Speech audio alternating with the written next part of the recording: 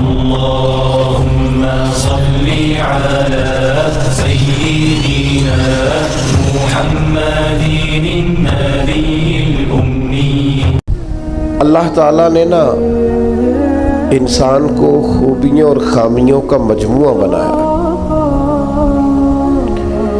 انسان کے اندر بحیثیت انسان خامیاں بہرحال باقی رہتی ہیں، تو چونکہ اس میں خامیاں باقی رہتی ہیں تو ہمیں اس کی خامیوں، غلطیوں اور بشری کمزوریوں سمیت اس سے پیار کرنا پڑے گا۔ اگر ہم یہ کہیں کہ وہ کوئی غلطی ہی نہ کرے، اس کے اندر کوئی کمزوری ہی نہ رہے، کوئی اس کے اندر بشری تقاضا باقی نہ رہے، تو پہلی بات یہ ہے کہ ہمارا یہ مطالبہ ہی سرے سے غلط ہے۔ اس لیے کہ اللہ تعالیٰ نے بالکل معصوم تو فرشتوں کو بنایا ہے، فرشتے معصوم ہیں، اور اشرف المخلوقات اللہ نے حضرت انسان کو بنایا ہے۔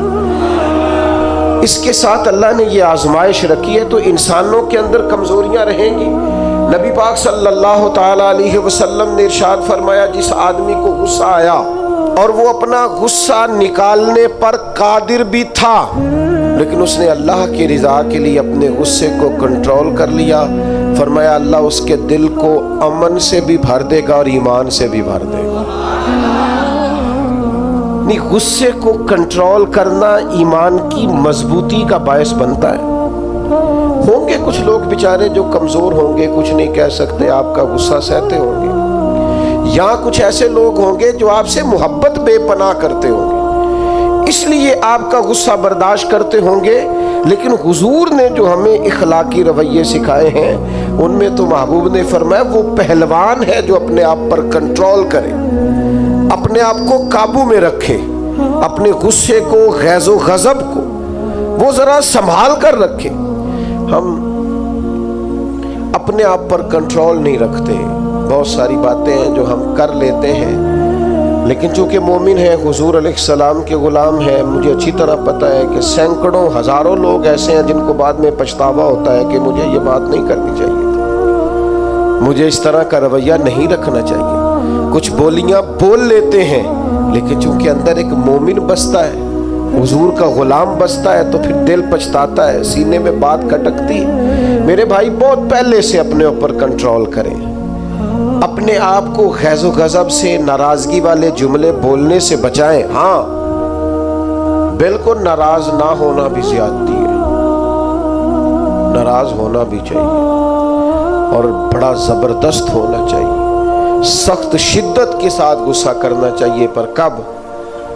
جب اللہ کی حدوں کو توڑا جائے، جب شریعت کی مخالفت کی جائے اور بیجا دین کی باتوں کو چھوڑا جائے، اللہ کی رضا کے لیے ناراض ہو۔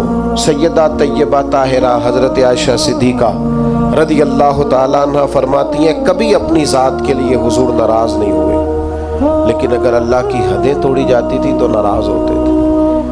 چاہیے نا والد کو کہ بیٹا جان بوجھ کے نماز چھوڑ دے تو ناراض ہو، بیٹی پردہ نہ کرے تو ناراض ہو۔ چاہیے نا اسے کہ اگر اس کے گھر کے اندر کوئی غیر شرعی کام ہو رہا ہو تو وہ ناراضگی کا اظہار کرے، حکمت کے ساتھ سمجھائے، دانائی کے ساتھ تبدیل کرنے کی پوری کوشش کرے۔ آپ کا دل اس وقت پوری طور پر ناراض ہو جب آپ شریعت کی مخالفت ہوتے ہوئے دیکھیں۔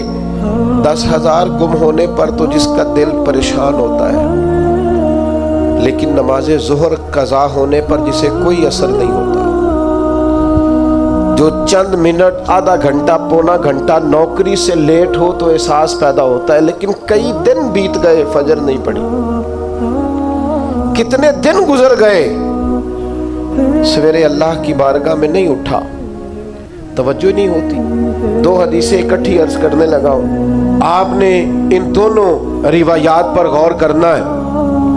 ایک قاضی اجاز رحمۃ اللہ علیہ نے شفا شریف میں لکھی اور ایک امام احمد بن حنبل نے اپنی مسند میں نقل فرمائی۔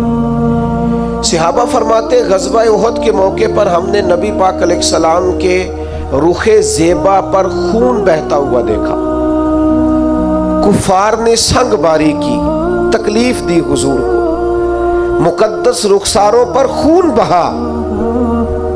ہم نے عرض کی یا رسول اللہ دعا کرے نا یہ برباد ہو جائے۔ نبی پاک علیہ السلام نے فرمایا مجھے لان تان کرنے والا نہیں بنا کے بھیجا گیا، مجھے رحمت بنا کے بھیجا گیا۔ اور نبی کریم نے دعا فرمائی یا اللہ انہیں ہدایت عطا فرما۔ اس موقع پر جب حضور کو ذاتی طور پر تکلیف دی گئی ہے، مقدس چہرہ نور پر خون بہ رہا ہے اور صحابہ کے کلیجے پھٹ رہے ہیں، اور احد کے میدان میں حضور کا وہ رنگین چہرہ خون سے بھرا ہوا دیکھ کر طبیعتیں مچل رہی، تڑپ کے عرض کی حضور کریں دعا یہ تباہ ہو جائے۔ فرمایا نہ بھائی، وہ لان تان کرنے والا نہیں، مجھے تو رحمت بنا کے بھیجا گیا۔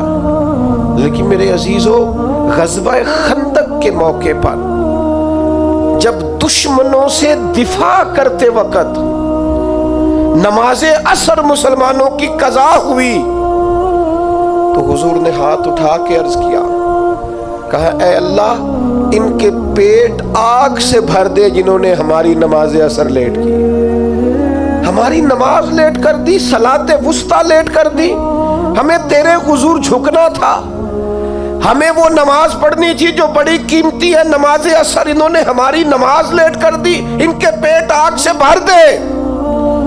حضور کا سارا چہرہ لہو سے بھرا ہے، پر ذات کے لیے دعا نہیں کی کہ یہ تباہ ہو جائے، پر ایک نماز لیٹ ہو گئی۔ صحابہ کی عصر قضا ہوئی تو کریم نے ہاتھ اٹھا کے کہا یا اللہ بھر ان کے پیٹ آگ سے۔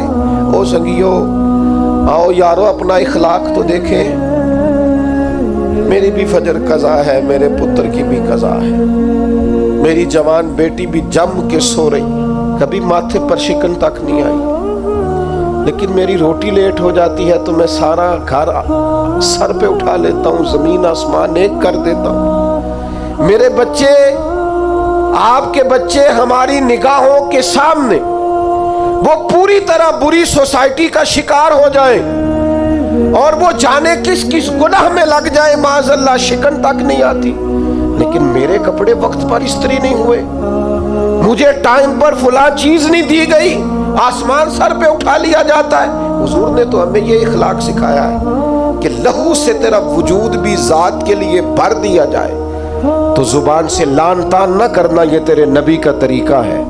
ہاں، اس شخص سے بچنا جو تیری نمازوں کو قضا کرنے کا ذریعہ بنے۔ ایسے لوگوں کے بارے میں تیرا رویہ سخت ہونا چاہیے، جہاں تیری عبادات، تیری اللہ کی بندگی داؤ پہ لگتی تجھے نظر آئے۔ خدا را دین کا مزاج تو سمجھے، ہم کس طرف چلیں؟